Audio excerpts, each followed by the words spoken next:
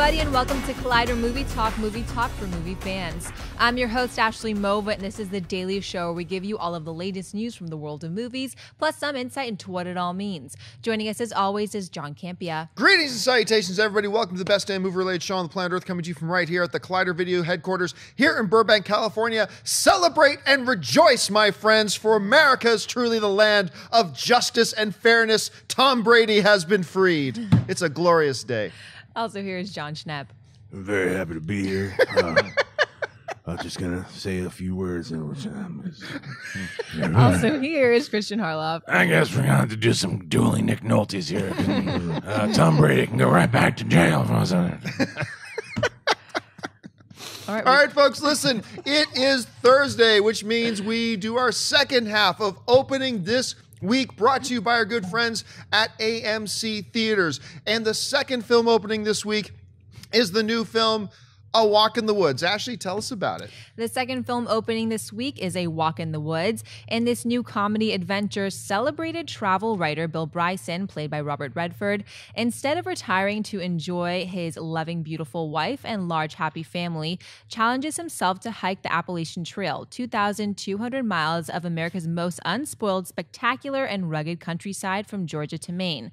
The peace and tranquility he hopes to find, though, is anything but once he agrees to being accompanied by the only person he can find willing to join him on the trek, his long-lost and former friend Cate, played by Nick Nolte, a down-on-his-luck serial philanderer who, after a lifetime of relying on his charm and wit to keep one step ahead of the law, sees the trip as a way to sneak out of paying some debts and sneak into one last adventure before it's too late. The trouble is, the two have a completely different definition of the word adventure. Now they're about to find out that when you push yourself to the edge, the real fun begins. Jon, are you looking forward to A Walk in the Woods? You know what? I remember when I first heard about The Walk in the Woods, like anything with Robert Redford in it, you have to give at least a little bit of attention. Then I heard he was doing it with Nick Nolte, and I kind of heard the premise. I thought, man. And then I saw the trailers for it. I love I'm going to tell you right up, I love the trailers for it. I never would have thought I'd be this interested in Nick Nolte again in a role like this, although he was great in The Fighter, and he's great in several different things. Warrior. Thank you. Yeah, no, that would have been a totally different movie. Talk about Christian Bale really transforming himself. I love the trailers. I instantly thought, this is charming. This is great. I want to watch these guys walk. I want to watch these guys walk and talk because it sounds fascinating to me already. I thought it was kind of cute and clever and funny, so I'm really looking forward to this one. Schnepp, what about you? Yeah, same here. I mean, when I first heard the premise, I felt like what is this, like Odd Couple, grumpy old man, get a couple of mismatched actors together. But then the more I thought about it, even before I saw the trailer, I was like, they're both great actors, and they're going to have some fun doing comedy together. And then the trailer really sells it. It does have like, my only fear is if it gets too corny, like too jokey. But right. I don't think they're going to do that. I think if they had a cut that was like that, I bet they pulled back on that. And like, hey, add a little more flavor in there. And I think some of the jokes really work. Like we both really laughed out loud with map to scale. Yeah. No, it's in the pull out to reveal map to. Is this to scale? Yes. Sometimes visual gags are great. And I think their chemistry is really fun. And there's going to be a moment that's going to get you all teary eyed. It might be that scene where they're like hanging out on the edge of that cliff and they're really like talking to, what's life really about? Nick Nolte's going to eat it. Nick Nolte's going to eat it. Come on. No. Yeah, I hope not. Injustice. But yeah, so I'm really looking forward to this. Me too. And for a lot of the same reasons that you guys just said, your pitch on what it sounds like is probably what it's going to be. But because of the trailer and the way that it's set up, and that's the tone, I'm actually excited to see Robert Redford do something a little bit more light and more fun. He's been stranded out on a boat. He's been, he's been doing all this stuff that he does. When you think of Robert Redford now, you think him doing serious stuff. And for the majority of his career, dramas. I want to see him he's done comedy, but I want to see him do comedy. And Nick Nolte, just in general, is just such an engaging character, and he's just funny. We're just doing it. Yeah, I'm gonna go and you know what he's talking about, but it's like, yeah, do more of it. Yeah. But he is the thing. We were just talking about how I wanted to see a movie with Nick Nolte and Gary Busey. But Gary Busey's kind of been like this crazy character. Nick Nolte can be crazy, but he's a great actor, like you brought up with Warrior. And to have these two great guys, it's refreshing. Mm-hmm. It's refreshing to have those two classic actors going off and having this kind of adventure together. I think it really could be an interesting movie. I remember my favorite Nick Nolte memory. He was at the Guardians of the Galaxy world premiere, and so Ann and Well, I he are, thought he was actually going to outer space. That's why. I was going to say, Ann and I are in line to get some popcorn because at these premiere things, they'll just have like a concession stand filled with bags of popcorn up on the counter. You just go up and grab them or whatever. And Nick Nolte, it took me a minute to realize Nick Nolte was in front of us. So he had like the fedora hat on and stuff like that. And I don't know why I started laughing and I had to turn around. But he, excuse me, as he grabs me, where might I find the butter? And just the way he said butter, I don't know why, but it cracked me up and killed me. I'm looking forward to this. So good. All right, folks, listen. It is not halfway through the year. We're not at the quarter mark or anything, but we are getting into that time of the season now. We're just a few weeks from now, the unofficial Oscar season kind of starts. You know, that time of year when the studios who believe they have films that might get some Oscar consideration, those films will start to come out here pretty soon. So I thought what we would do is today take this episode to kind of review the year so far pre-Oscar season. So that time of the year before we get into those Oscar films and what we liked and didn't like, what we were surprised by, what we were disappointed by the year of 2015 so far. So now this is what we're going to do. We're going to talk about the biggest surprises for us so far this year, the biggest disappointments, the worst films of the year so far, and then we're going to stop or end it off by us giving our top 5 favorite films of the year. So we're going to get this started off by talking about the biggest pleasant surprise of the year so far. And what I mean by surprise is the movie that for you has the biggest gap between how low your expectations were to how good you actually thought it ended up being. So I'm going to start this thing off with Kristian over here. Kristian, for you, the biggest pleasant surprise movies for you of 2015 so far. All right, I have a little bit of a list. So what I'll do is I'll just read the list real quick, and then I'll just talk about 2 of them. Sure. That. So here's the list of the ones that were the biggest pleasant surprises for me. Start with The Gift, Shaun the Sheep, Trainwreck, Me, Earl, and the Dying Girl. I know it had a lot of critical acclaim, but I wasn't expecting much out of it. It Follows, Southpaw, Danny Collins, Cinderella, 71, Kingsman, and Ant-Man.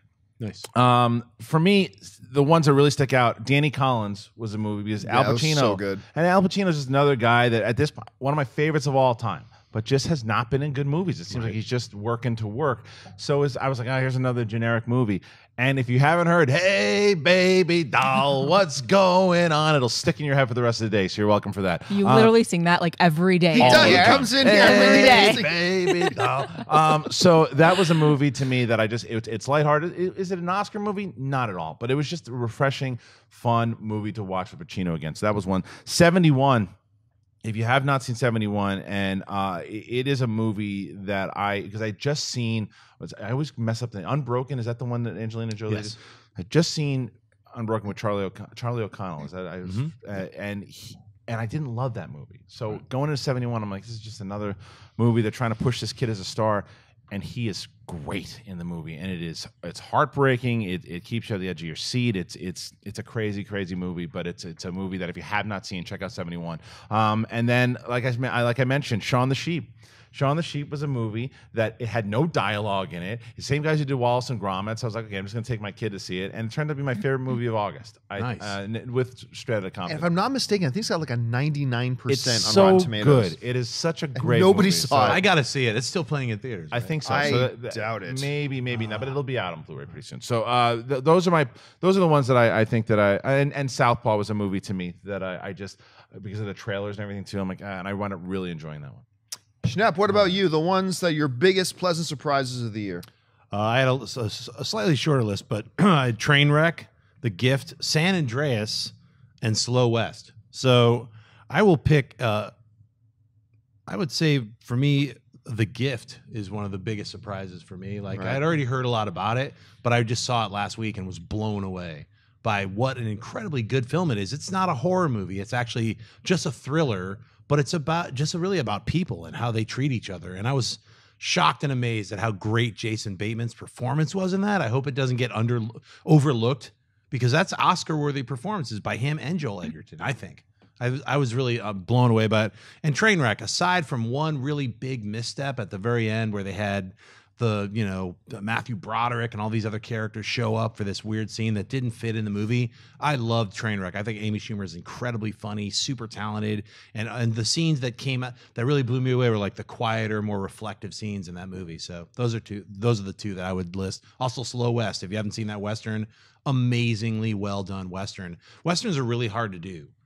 Because they can go really overly violent, or they could just be boring. This movie was incredibly well paced. Michael Fassbender, once again, amazing acting. So those are my picks. Yeah, I would also include on a sub list Trainwreck and The Gift as well. Like, absolutely, but the one to me that, and I didn't even think about this when I was first thinking about my list, and then I went down the box office list so far, the top 100 films, and I came across this film. I'm like, yeah, Paddington.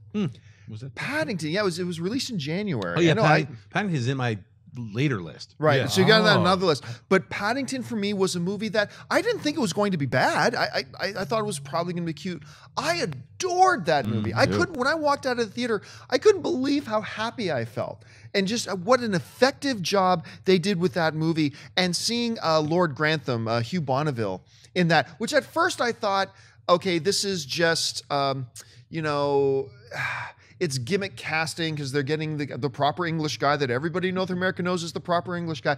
But he was funny and endearing, and you actually believe the relationship between him and the CGI bear. I loved Paddington for that. That for me is my personal biggest surprise of the year, because I just did not expect it to be that good. Actually, what about you? What would you see was a movie that maybe you weren't expecting a ton out of, but you ended up walking out of really liking? You guys all talked about Trainwreck, and I didn't want to see Trainwreck just because the commercials for it were driving me absolutely insane. Every time I'd watch something online, they'd have an ad about it, and you'd see monogamy isn't realistic, and it was driving me insane. I was like, this movie's trying way too hard. Yeah, but you say that all the time. Exactly. I was like, stop trying to be me, Amy Schumer. Right. I get it. But I thought it was just going to be, some comedian trying to be an actor, and it wasn't going to be too funny. You could see that Amy Schumer could actually act in this film. It wasn't just straight comedy. I love to see that. So I hope that this movie that she's going to be writing with Jennifer Lawrence comes out of it.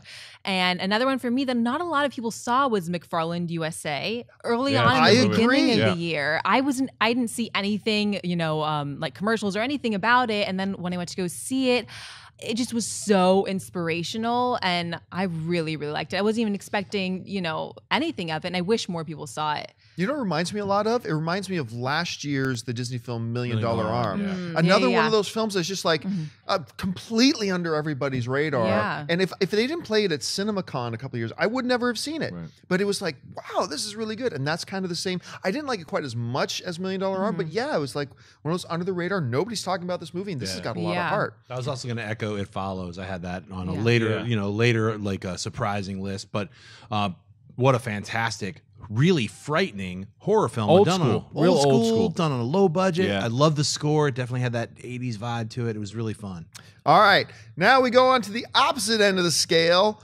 Our most disappointing films of the year so far. Once again, we're defining this by the biggest gap between how good you thought it was going to be compared to where it actually ended up being. This is not our worst films of the year list, but rather our most disappointing. Schnepp, let's start with you on this one. What would you see as your most disappointing film of the year? I have two of them. Chappie would be one of them. I was really looking forward to Chappie, and I was hoping, I liked Elysium. I love District 9. So Elysium was like a little bit lowering the bar for me for Blomkamp, or is I believe how you say his name. Sinead's not here to, Sinead's not here to correct us. Please correct us. But Chappie was just bad. It's just a very bad film, and it was hard to sit through. And I have faith with Neil Blomkamp. I think his Alien 5 is going to be a lot of fun. He's going into territory that he's a big fan of, so I still am holding out hope. I'm not going to give up on yet.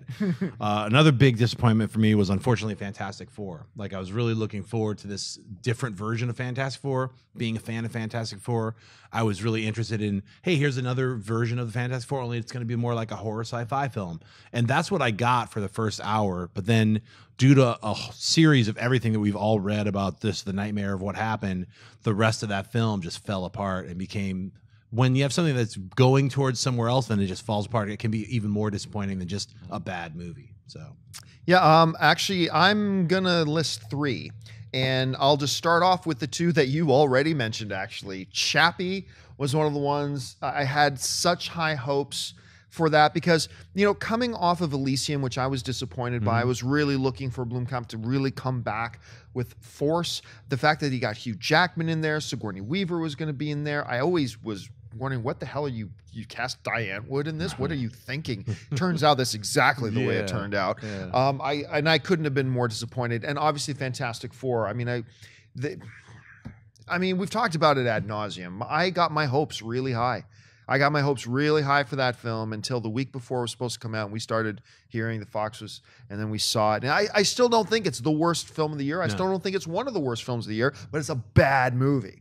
And so I was expecting this, and I got this big gap in there. And oddly enough, the other one for me that would be a big disappointment is one of the films that was on Christian's best surprising one for me, which was Southpaw. I love Antoine Fuqua. I think he's a gifted, great director. Put him in like the classic storytelling muck of boxing and stuff like that. You got Jake Gyllenhaal, who is one of the best actors working today. And you got Forrest Whitaker, Academy Award winner in there. And to me, the whole movie was flat. I never bought into the film at all. I found myself checking my watch and like, how much longer is this? I didn't think it was a horrible movie, but my expectations were so damn high that for me, it ended up being one of my most disappointing. So Chappie, Fantastic Four, Southpaw for me. What about you, Kristian? I don't like you.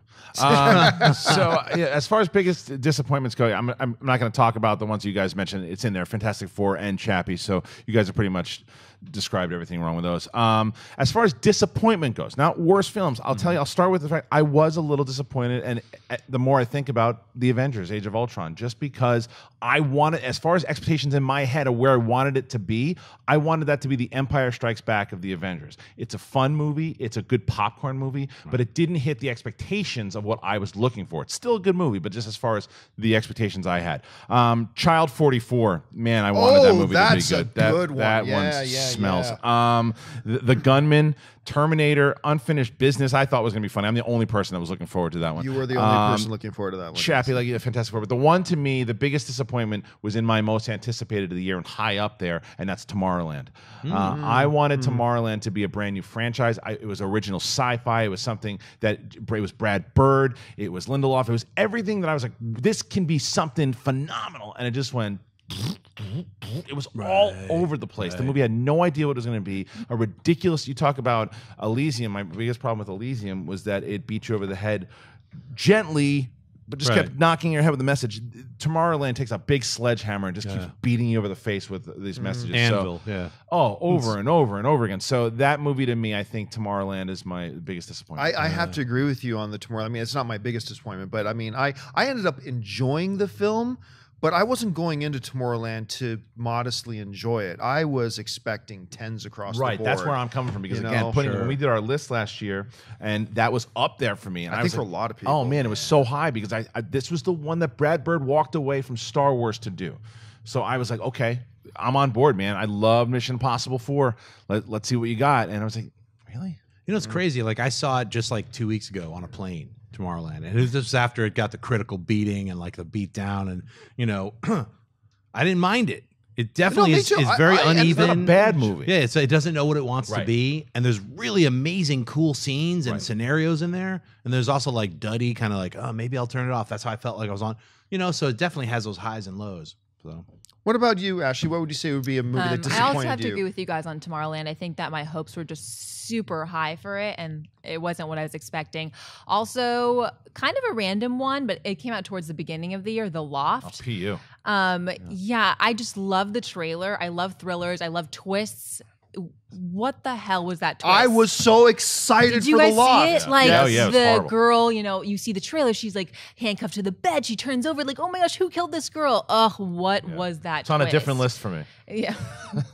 I mean, I just. That's a good one. But Really guys, disappointed with sorry. This breaking news just came across the wire on The Hollywood Reporter. Director Rian Johnson, who's supposed to direct Star Wars Episode 8, has left Star Wars Whoa, Episode 8. Trump. I'm kidding. I just wanted to give you a heart attack. Oh my I just wanted to see your reaction. Wow, did you see Christian's face? April Fool's Day? Yeah, right. I'm like, how are you reacting to that? So like, oh yeah, by the way, guys, Ryan Johnson leaving. I'm like, why don't you have good. steam in your ears? That was But good. John, I will let you know this. For those people, I am known to prank. This is not over. That was so good. John Campea. John Campea, you just opened a can of worms. I'm You impressed. wanna get Your pranked. face You're gonna was get priceless. pranked got so me. bad. I'm sure there's a meme being created You're right now. gonna get pranked. So Probably. there's gonna be Hulk dogs in your bed. An absorbing man drink.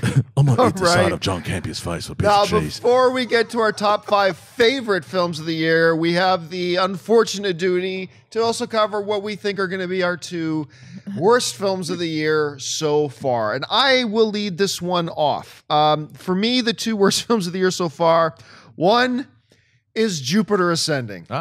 Oh my God, that movie's me and Schnepp and Dennis. This was our famous doubleheader. Me, Schnepp, and Dennis were hanging out one night, and we went and did a double. What was it? We did Jupiter Seventh Ascending? Son. At Seventh Son, And then Jupiter Jupiter Ascending. Ascending. We did a Yeah. doubleheader one night. Fantastic. Schnepp just kept laughing at me because as we're watching Jupiter Ascending, I was like rocking in the fetal position. I was like, oh my holding God, his I was head. like pulling my hair. I'm like, this is so awful. How can you make anything this bad?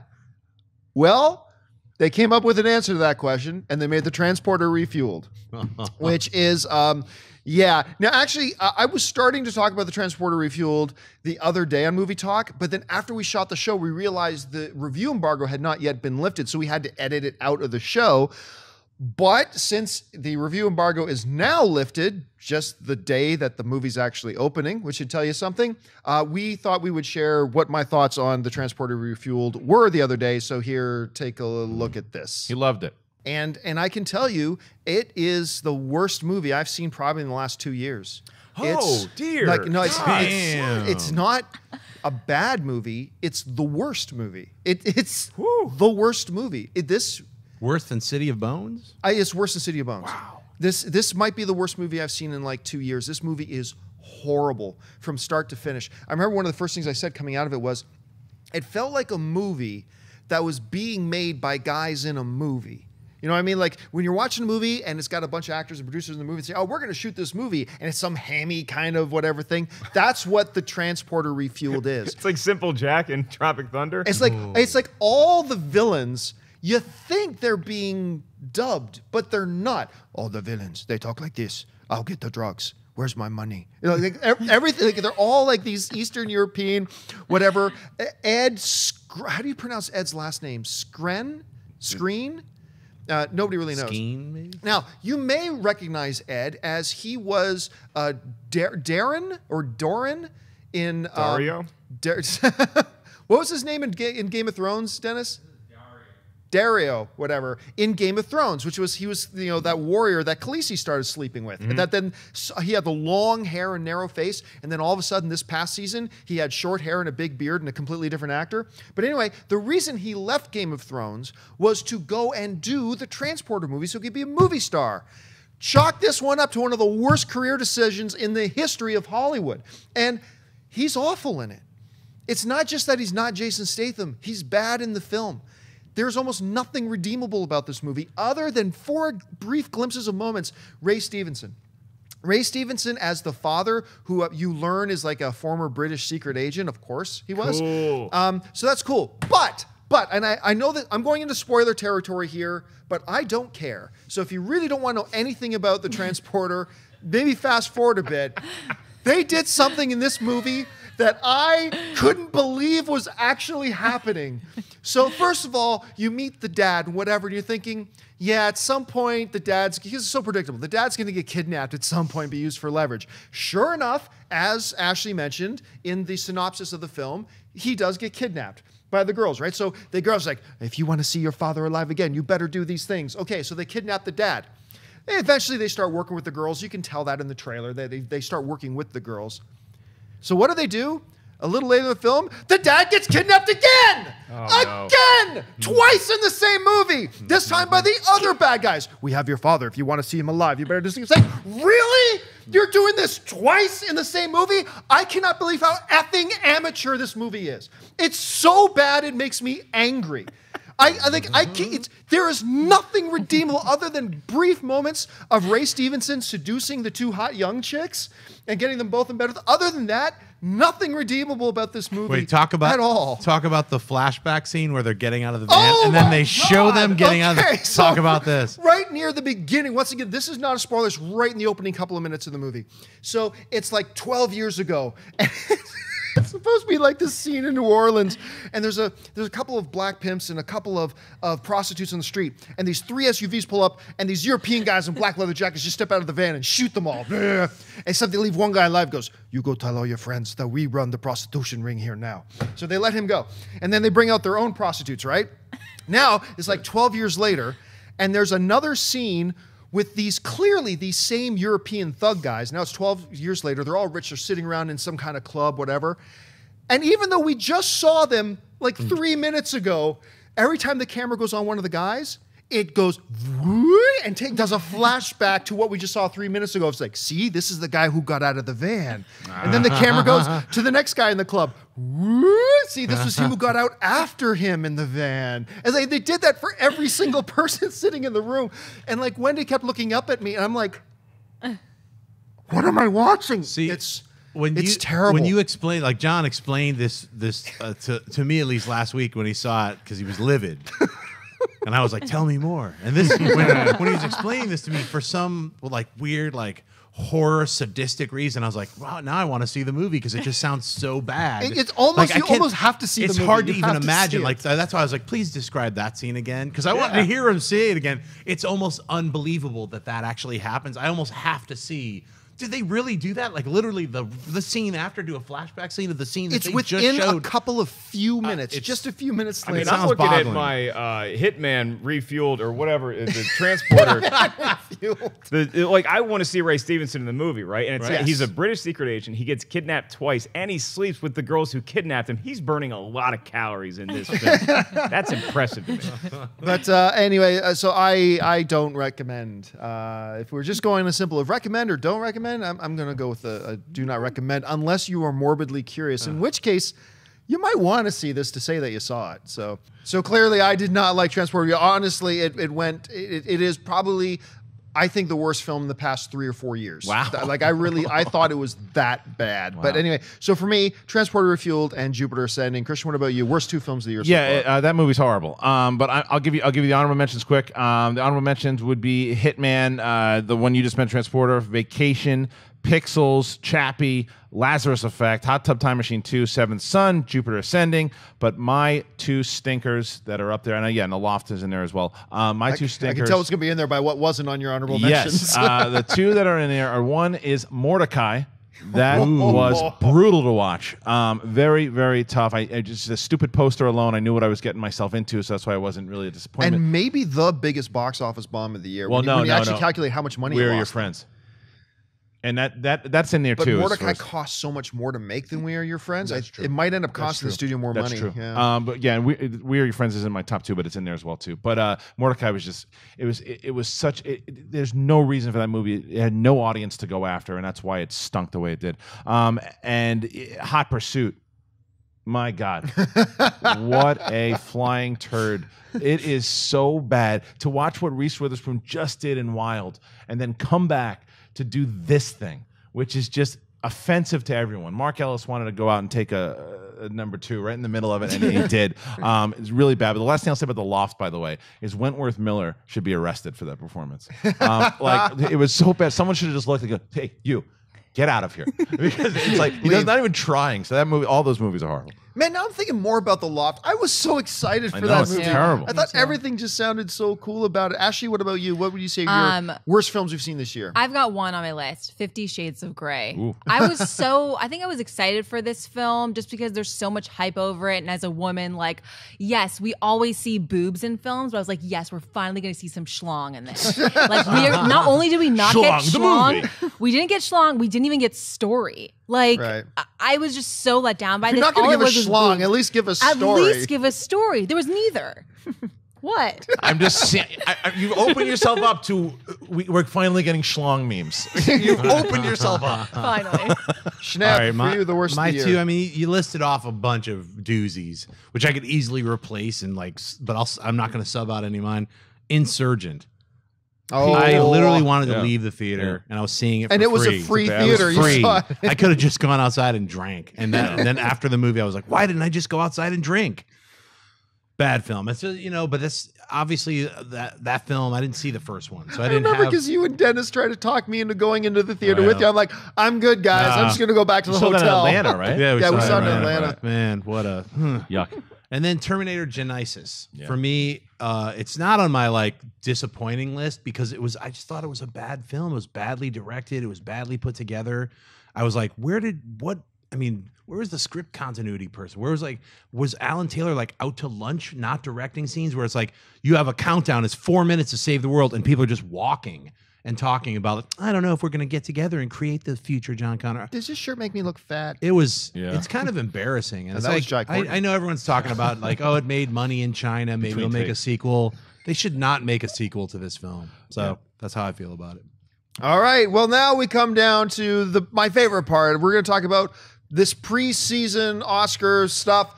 What have been our favorite films of 2015 so far? And it's all subjective. Your lists are not going to look like our lists. I highly doubt our lists at this table are going to be the same. So, actually, why don't we start with you over there? All right. What have been your favorite films of 2015 so far? My top 5, or I have top 4. The Gift. I love thrillers. I love horrors. It wasn't really a horror, but we're kind of getting into that season. So I'm really excited for all the movies that are coming up.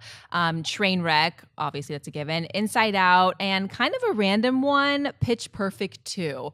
Maybe it's just because I love to perform and I just wanted to be in that German a cappella group. I left the theater I want to perform. I want to be in this German group. And I think that's what a movie's supposed to be. It's supposed to be Machine. Exactly. I want it was just so fun. I just left and I wanted to be a singer for the rest of my life. So yeah, those are my top 4. Not many people know this, but whenever you ask Ashley a question around the office, she sings the answers. I do? Yeah, she sings them. Somebody asks her, where's the bathroom? And she starts breaks into there. song. And it's weird because you also I think she starts screaming, 9! Christian, what about you? Your top 5 films of the All year right, so I'll do far. top 5. I do have other movies the Straight Outta Compton and Ant-Man didn't make my list as far as top 5 goes, but the top 5, coming in at number 5 was actually Dope.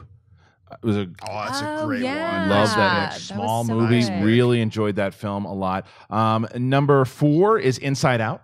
Inside Out to me was a film that you were right when you had seen it originally. Just Pixar back to form. Yeah. It's just a movie that it didn't have all that humor normally that Pixar does, but it didn't need to because it was about emotions. It was emotional. It's just a phenomenal film and taught kids and people more about emotions. So it was actually a really important film, I thought. Number 3 was Mission Impossible.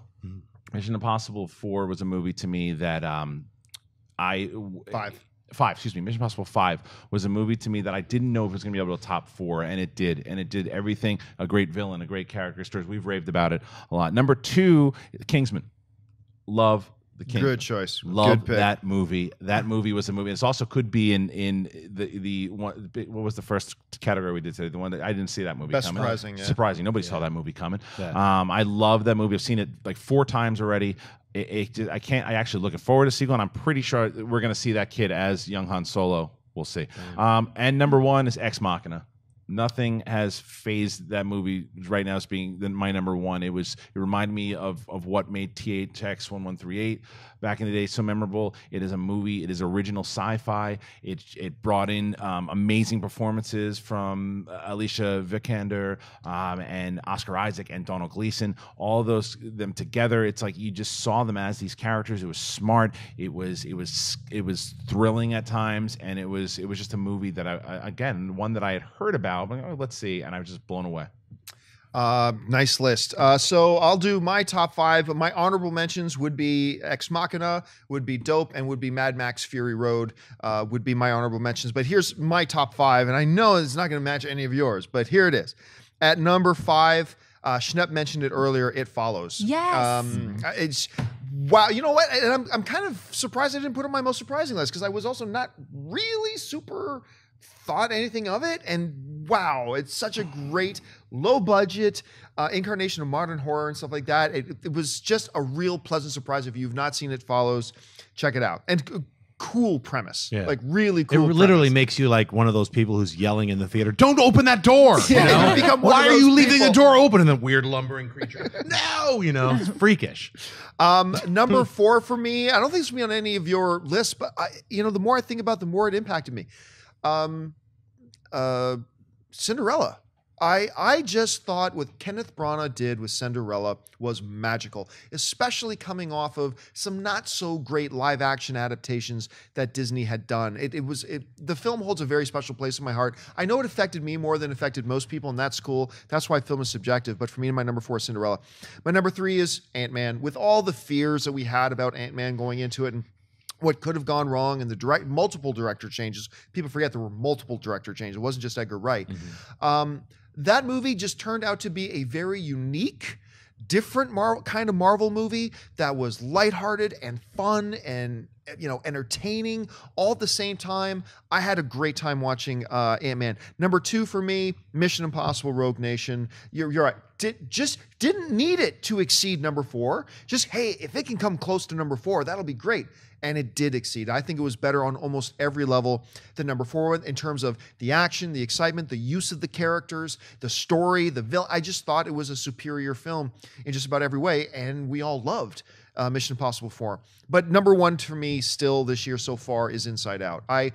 I remember just being blown away by that film. And you have to watch it 3 or 4 times because you're going to miss little subtle lines here and there that just add new layers of brilliance to it. So that's my 5. It Follows, Cinderella, Ant-Man, Mission Impossible: Rogue Nation, and Inside Out. I totally goofed, by the way, and I skipped over. Mad Max was my number 2. And I pushed. You got to push everyone back. Because Mad Max to me, and I know that you're probably. I won't talk about it too much because I know you're going to talk about it. But it was a movie that visually, everything else, it was amazing. It was my number 2. Yeah, when movies come out, it's easy to forget about a bunch of them. You're like, oh wait, that one too. So for me, honorable mentions, definitely The Gift. I mean, especially because I just saw it. It was so impactful. It's such an amazingly small film too. It's really that looks terrible. It looks terrible. Yeah, from the poster and things like that. Yeah, you're like, what is this? Yeah, you don't really know what it is. But when I say it's a small film, I just mean it's really just literally focuses on, the Jason Bateman, his wife, and then the Joel Edgerton character. It's really, and just there's other peripheral characters who are in it. Gordo. Yeah. So man, it's rough. All right, and then another honorable mention is Ant-Man. So for me, I really loved Ant-Man. I had those trepidations as well, following all the drama about what happened with the film. What a fun film. So those are my runners up. Number 5 for me is Paddington. I'm glad you mentioned it. I absolutely love that movie. I could not believe how much. I wasn't one of those kids I never had a Paddington bear. And I was like, I don't even know. I didn't even really want to see the movie. And somehow I was like, let's go see Paddington. It was one of those whims. Let's see Paddington. Maybe that. Actually, Ray's got a Paddington on his desk. At least he did for a long time. Ray is Paddington. Yeah, Ray is secretly Paddington. So Paddington's my number 5. Number 4 for me is Straight Outta Compton. I really enjoyed that film. Say what you will about the ending. It didn't have a strong finish, but I thought the overall film, the way it was directed, the way it was put together, even with some of the rewriting of history or the softening or whatever you want to say, leaving out certain core scenes that people want to say, well, he did this. It's like, look, it's enough of the story of the way these guys created their band and created this legacy. I think it's great, and I like the way they wove in the rest of. It felt like this is a small part. Me and Holly were talking about this. This could be an amazing series of films, or documentary style, like biofilms. Number 3, Kingsman. For me, nice, fantastic film. Saw it multiple times in the theater, blown away. But it was also one of those could be one of those I didn't know it was going to be that good type of films. Even though it's Matthew Vaughn, you're just sort of like, and it was Mark Millar, and it was based off one of his comics. It was like, I don't know about this. The comic wasn't as flavory as the movie. Colin Firth as an action star. No, who would have thought? Right? I hear Freebird. I see that. Yeah. I see that in my mind. Number 2 for me, Mission Impossible: Rogue Nation. Fantastic action film from top to bottom, from the very beginning all the way to the end. Fantastic, amazing fun. Never would have believed number 5 would beat number 4 for me. It did. It's like going in reverse. See, the best one is the last one. You'd never say that. It's like, that's how it is with Mission Impossible. Incredible film. For me, number 1, Mad Max: Fury Road. Absolutely love that film. I cannot say enough about how great of a comeback that is for not only a franchise from like 20 some odd years ago, for George Miller, who's like best known recently for doing Happy Feet. You know what I'm saying? It's like, he was like, I'm sorry, I'm 70 years old. Let me get back in this rig. Bam, because that's one of the best action films of the decade. Incredibly well shot. A lot of people say there's not enough story. There's a story. It begins and it ends. Get with it. It's an insane movie. You should see it before you die. Get shiny. All right, folks, so that'll do it for our quick review of 2015, the pre-Oscar season so far. We want to know what you guys think. Jump into the comments section below and leave us your thoughts. All right, folks, we've reached that part of the show now for Mailbag. Listen, if you've got a topic or a question you'd like us to address in the show, just email us anytime to collidervideo@gmail.com. Ashley, what's in the mailbag today? Xander Tanigawa writes, my question is, should AMC and other theaters create a rule or do something that babies, children, and kids should not be allowed inside of a PG-13 or an R-rated movie because the audience is trying to enjoy the movie, but children are crying, running around, and making noises? This has happened to me before, and I want to know your opinion. Has this happened to you? Thanks. I just saw the picture Ray made. Best picture in the history of his career. That is amazing. Amazing. That's so good. Great picture. Oh man. Okay, so here's the thing. Like, I am somebody who does not have kids, but I have a lot of friends who do. I don't think the answer at all is parents should not be allowed to bring babies or kids, because the thing is, you don't notice the 98 out of 100, maybe that's too much. You don't notice the 8.5 out of 10 parents that bring their kids in because most of the babies sleep and they don't care and whatever. You don't notice it, but it does happen once in a while. Also, I think we as a society have to give a little bit of leeway to parents with kids because, you know, you got to bring your kid to go see a movie, and a little cry from a baby for a second, that doesn't bother me. That's life. Now, I do agree, though, that it hasn't happened a lot, but I have been in theaters sometimes when a baby would start crying, no problem. But then it's still crying like a minute, 2 minutes, 3 minutes later. And then you're thinking now, most of the time, 90% of parents will go, hey, I can't get my baby to stop crying. I'm going to get up and walk my baby out into the hallway. That's great. But sometimes they don't do that. And that is irritating. Now, like I said, it hasn't happened a lot to me. I haven't seen that happen a lot, but it does. I do think there should be a rule. But I also think major theater chains should probably help out the situation because, you know, at some point, most of us are going to be parents and say like, hey, you know what? If a baby keeps crying, have an attendant from the movie just come over. Hey, say, hey, ma'am, like, you know, we're sorry that about this, but can we ask you to remove yourself from the theater for now? But, you know, we want to, and we feel bad about this, so we want to give you a free pass to come back another time and try, so you can try watching the movie again the next time. Show a little bit of flexibility. It's easy for people like me and one of us who don't have kids to just be hard on people who do, but I think we need to give them a little bit of a break. You have children. Yeah, I do have kids, and I say I disagree with you. I'm just going to get them out. Get them out. Well, I do think if the baby cries and keeps crying, you don't think she should be allowed in the first place. Listen, the rules in general, get them out. You don't even let them in. You are the nice Canadian, okay? You are the nice Canadian. You have this thing in your head that you think someone's gonna be like, oh yeah, okay, I'll take it out. Just give me movie tickets. First of all, that's gonna be a scam. People are gonna just come in with the kids and start getting free movie tickets. Start crying, kid. And like that's one thing. The other thing is too, there's gonna be kind of an argument for it, but it's not even just the babies. I went and saw American Ultra with a friend recently, and it was late, so we're watching the movie. It's a hard rated R film. This guy walks in with it had to be a 3.5-year-old. That is a very violent, brutal movie. Okay, my daughter gets scared when she sees Ursula, and she's about the same age. Okay? I get scared when I see Ursula. That movie, those images, it's damaging to kids. You might not think it is, but it's damaging to kids at that early of an age, and it's irresponsible for that father to bring them in there. So like that, because even so, my friend was like, eyes went right on this person. It's just like, how do you do that? That's one thing. Now, the crying baby thing is too. I have a kid.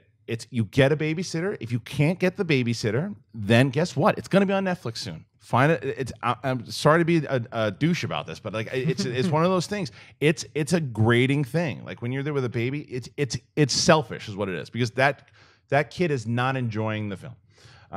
It's not. You're making everyone else uncomfortable here because like you said, you don't want to go up to someone and go, hey, can you quiet your baby down, because you don't want to be that. Yeah, that then person. you're the douchebag. Then you're the douche. You're telling your baby to be quiet. The baby shouldn't be there. It Right. just shouldn't. So you got to get. That's the part about being a parent. Yep. You're deciding. You're you're sacrificing. Like a lot of people, when you hear most parents like, we don't go to the movies that much because those are the responsible people that aren't taking their babies in there. Find a babysitter, find that date night, and go. Sorry about being a douche. I feel exactly the same way as you. I don't have kids yet, but I think movie theaters, like if there's going to be a family outing, it should be the matinee. So, you leave the 1 o'clock and the 3 o'clock screenings for, hey, if you want to bring your kids, I absolutely think a kid who's 1, 2, 3, and 4 should not be allowed in theaters.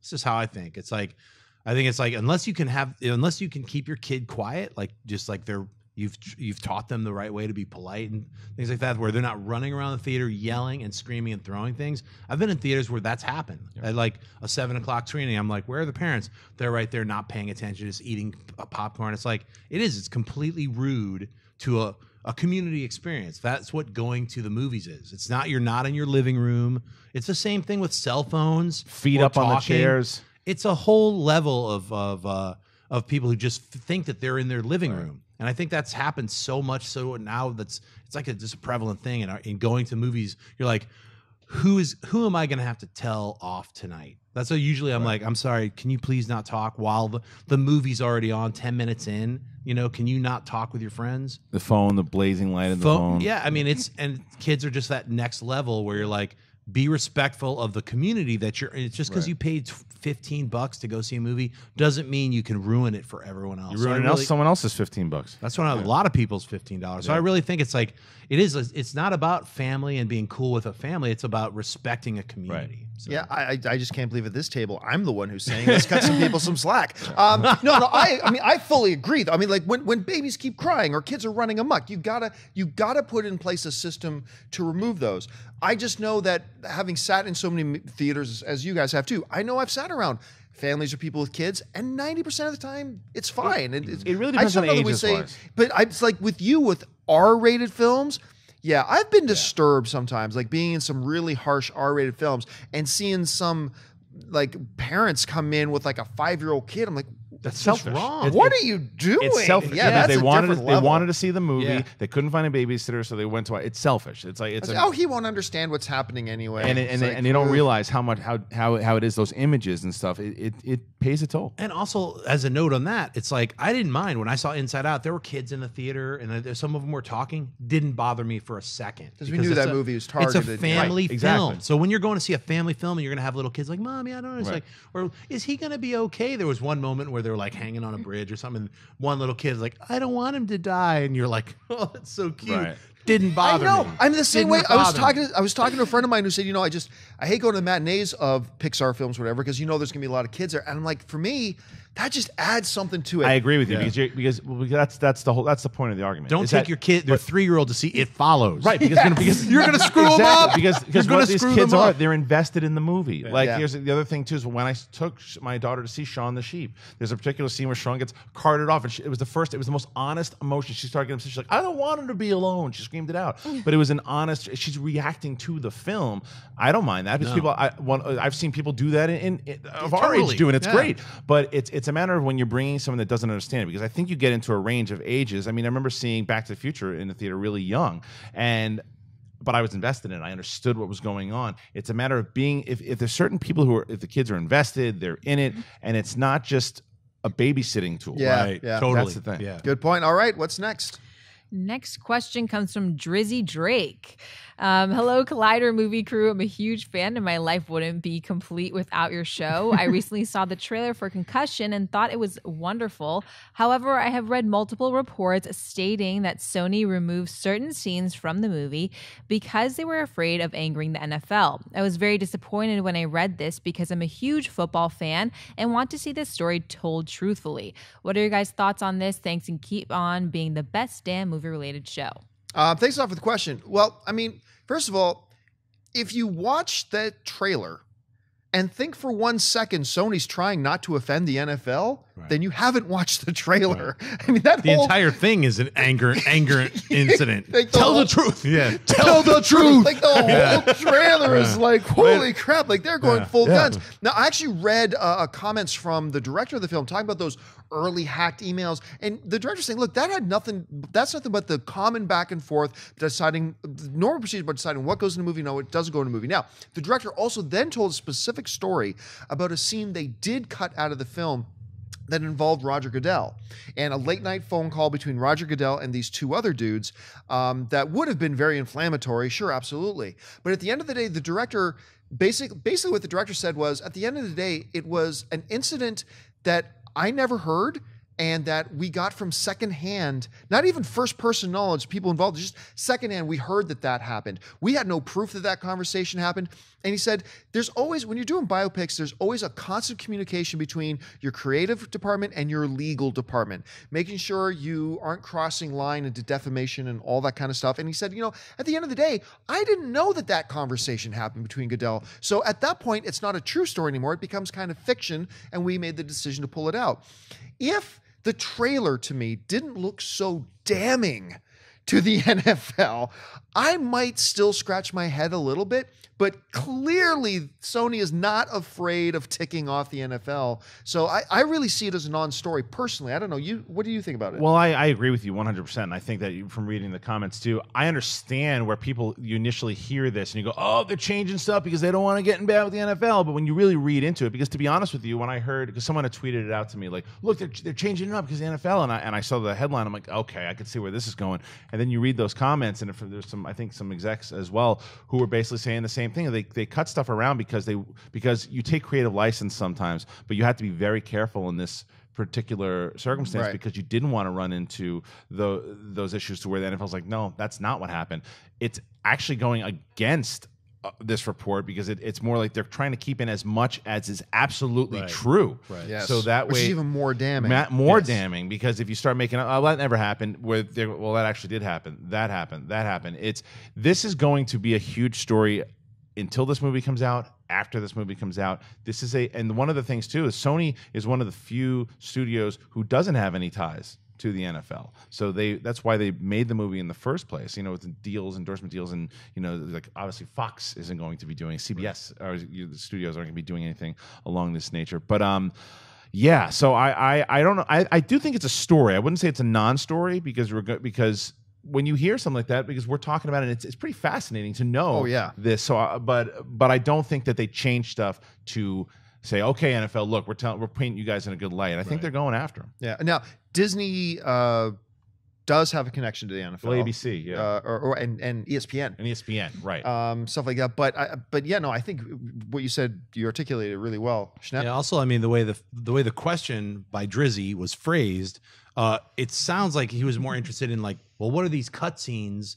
What are they trying to hide? And it's sort of like when we heard that Mary Jane, who was played by the Divergent. Oh, right. Shailene Woodley. Right. There was shots of her on set. There was obviously like, she's a character in this movie, and then she was disappeared. She that whole subplot is gone. Right. Never heard from again. We don't know what that was going to be in the Amazing Spider-Man 2. Going like this. Yeah, right. You don't know about the director's cut. It's going to be 8 hours long. Who knows if they'll ever resurrect those scenes? But that's a scripted feature film, just like this is a scripted feature film. Right. But this is based on fact. So what you're saying is basically what you read is like, hey, look, it's a hearsay type thing.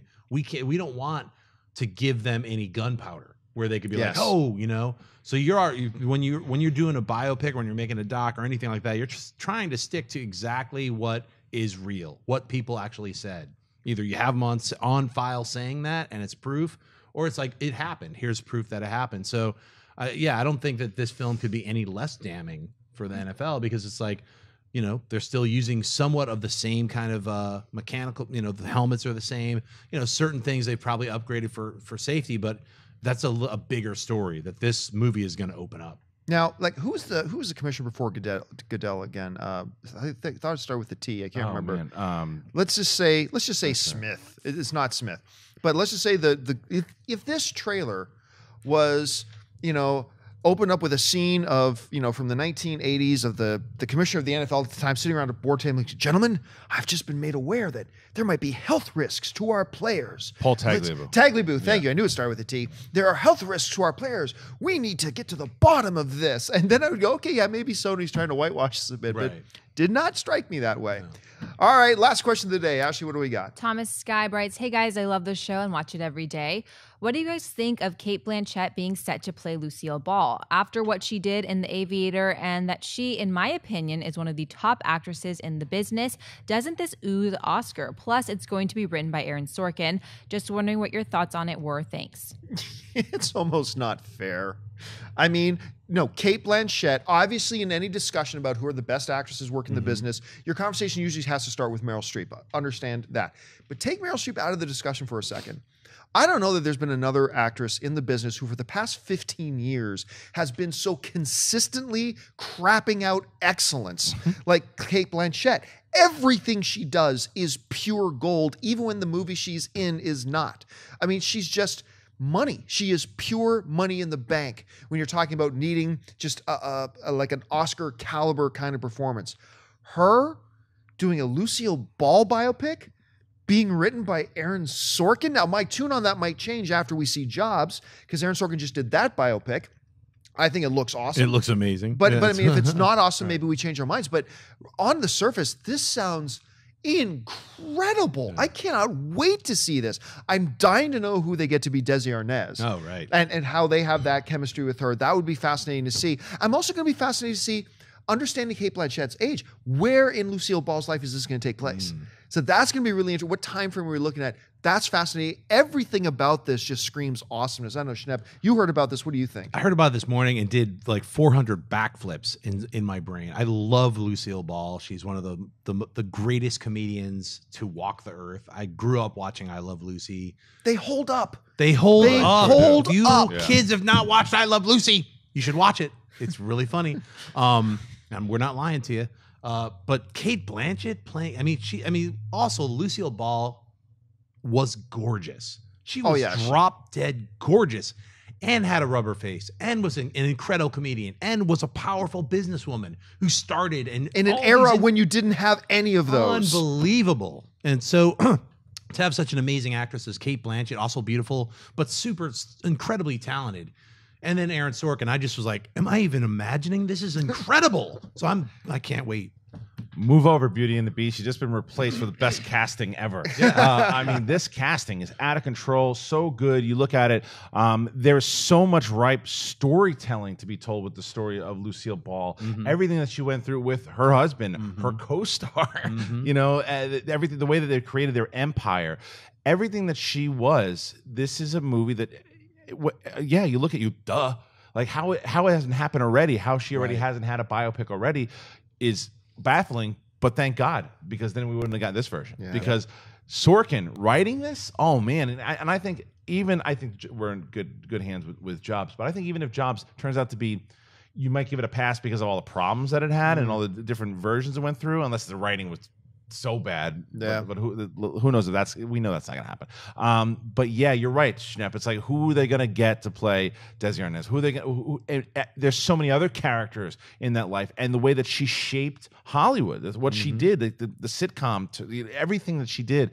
This is amazing. And as far as the question is, does this say Oscar? Yes, yes, yes. We're going to be hearing about this movie at the Oscars for sure. Am I crazy to think that Umberto could play Desi Arnaz? I don't know. I could totally see him going, what's poppin', hey, cool Lucy. kids? I could totally see him doing that.